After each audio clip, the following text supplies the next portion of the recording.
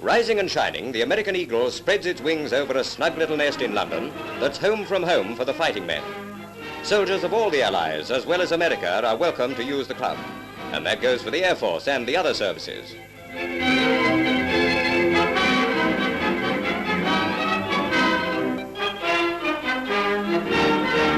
A notice what's on the wall tells you what's on for the day. So up you go to the first floor to the lounge. Whether you want to know how many beans make 5 or when is a mouse if it spins, smiling voluntary helpers know all the answers. And you can get a free ticket for a show as well. Boss? Why, of course, buddy. Step right under.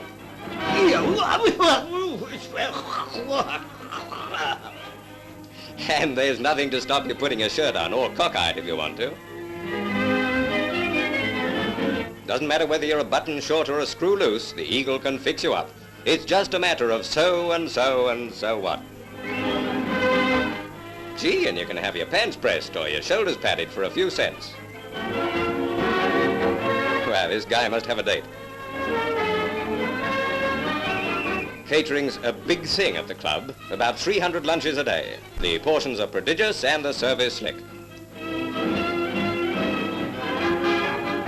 And look what you can get for a bob.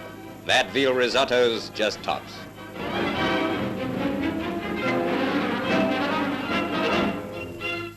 They say that on a fine day you can hear the soup samplers for miles. Any complaints? Not on your life. For American coffee, especially, the soldier, sailor, or airman finds the Eagle Club a grand filling station. A distinguished visitor when we called was Mrs. Winston Churchill. What's yours, a double? Well, you can get it on the darts board.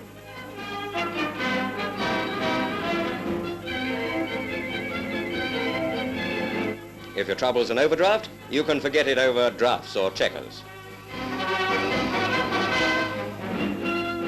And for letting the old folks at home know that you're fine and dandy, here's the very place. Attaboys.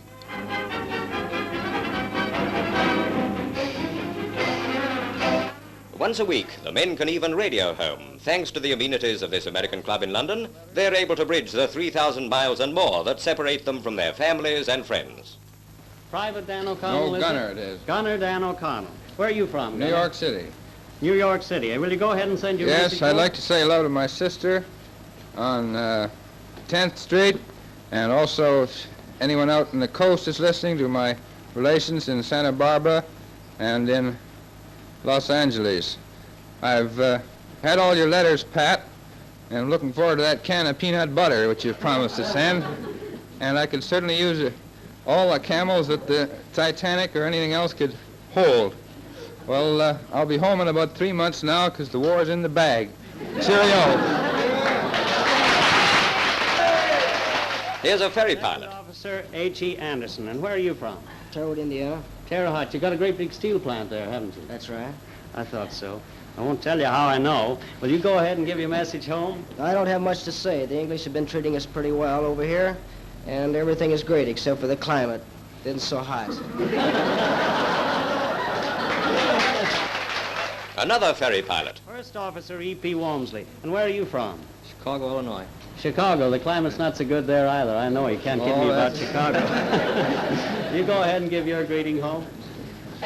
Well, about that climate business, it's better there than here, I think. I just want to say hello to all the friends and say hello to Jack for me and wish him a happy birthday. And if you're sending any mail, maybe you can send me one of those T-bone steaks that we're kind of missing around here. But otherwise, it isn't so bad. At least we got a couple of hamburgers today. Helps a little. Rise.